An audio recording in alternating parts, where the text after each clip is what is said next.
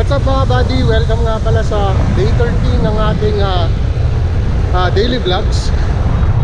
And today, ayan, papasok na naman tayo ng opisina. And currently, ang oras ay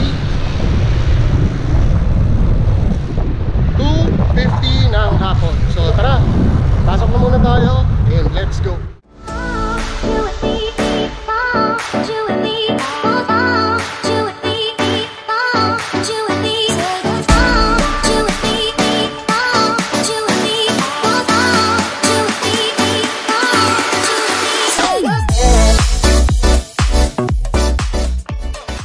Ang oras ay 3:02 ng hapon. And dito na tayo sa Ayala Avenue. And diretso na tayo papunta ng McKinley. So, yun na nga. Kahapon napagalitan tayo ng trainer natin. Gawa nang na-late tayo. And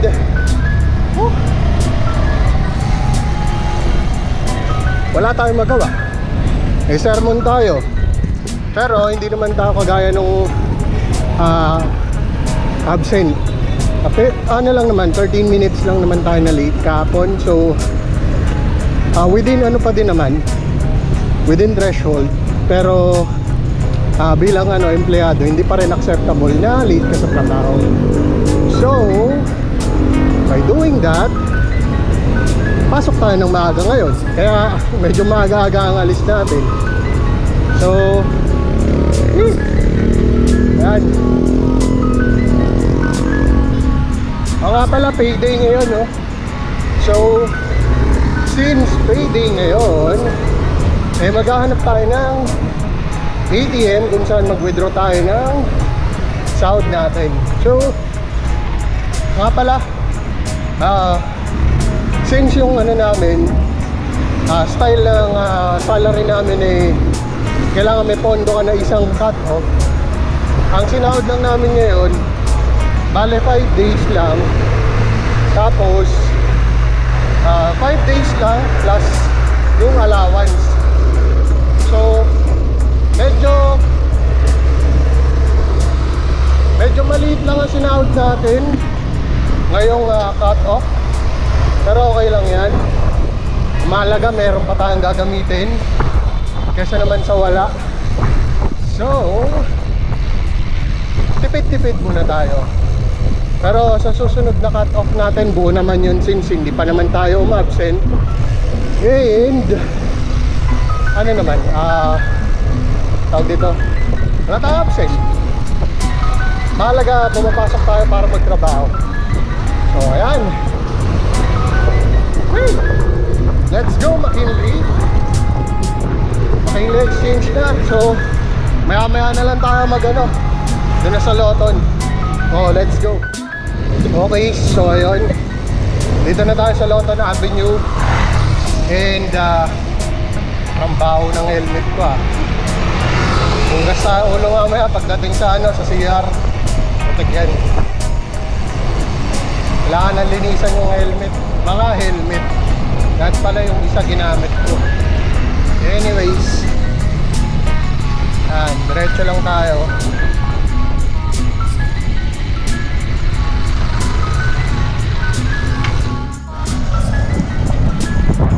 Okay, so kahapon dapat may pag-uusapan tayo.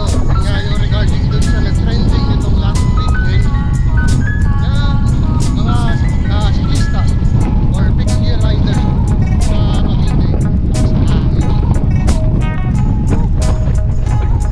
Okay, so yun na nga. Kaso since may bago tayong tropang kasabay kagabi at tinulungan din natin kagabi kasi naplatan siya So hindi na natin na pag-usapan gawa ng medyo marami-rami yung kwentuhan namin kagabi pag uwi. So mamaya subukan natin pag-usapan yung regarding dun sa trending na fixie biker. And ano ang natin dun, pros and cons natin. So dito na tayo sa McKinley Hill banda. So maya-maya na lang and kita-kits.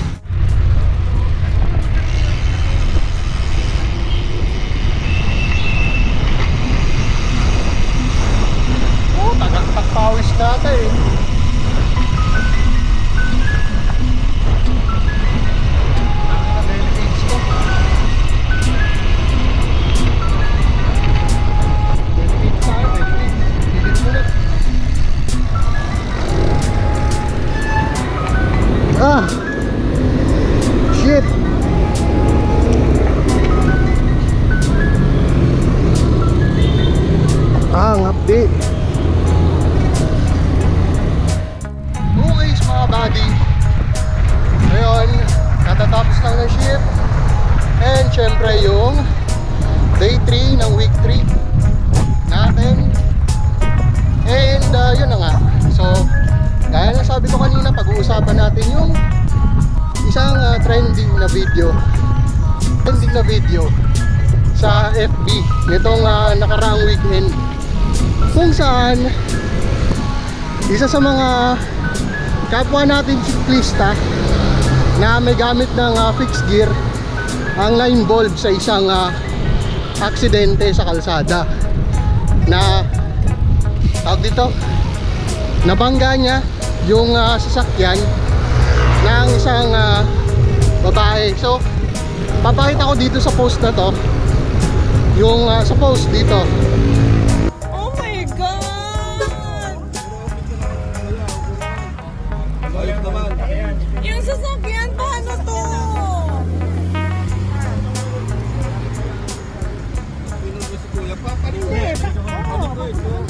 Sobrang dahan-dahan kami. Mga biker na kasi to eh. Nandito ka sa gitna? Oh my God! Kailangan ko to i-feel.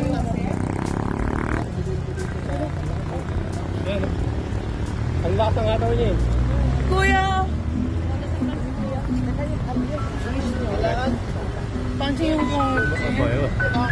Di ba tayo naandang? Oh my God! Hindi pa pwede yan. May insurance na pa. May insurance na. Walang pag-forward. Hindi naman Oo. Driver lang siya. Oo. Hindi, ibig sabihin mo para kayo na ano. Hindi ba atin takin yan? Asan na yung, ano? Asan na yung biker? Asan na? Bong!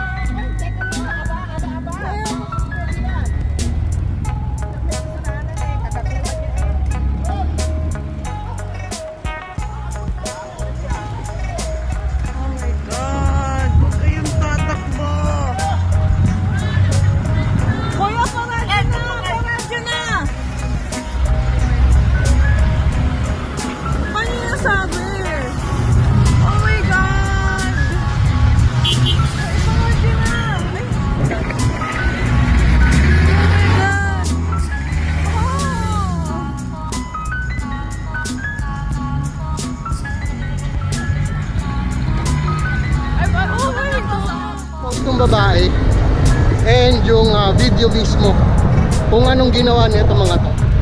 So bibigyan lang natin ng commentary. So tara and let's go.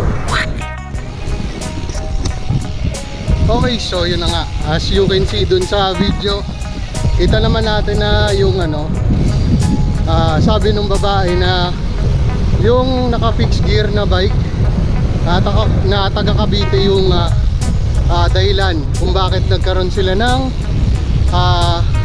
banggaan. And apparently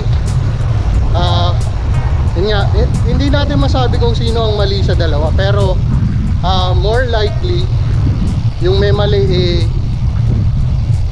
both sides, kasi alam naman nila na tawag dito, alam naman nila na ang mga bike dapat nasa bike lane lang, and hindi dapat sila umaalis doon. Tapos yung sasakyan sana nag-yield o nagbibigay daan na lang sa mga nakabisikleta, kasi hindi naman sila ganun kabilisan. Yun nga lang, kung titignan maigi, alam naman natin na ilan sa mga naka-fixed gear mga hindi talaga na disiplina ng maayos sa cycling community, kasi nga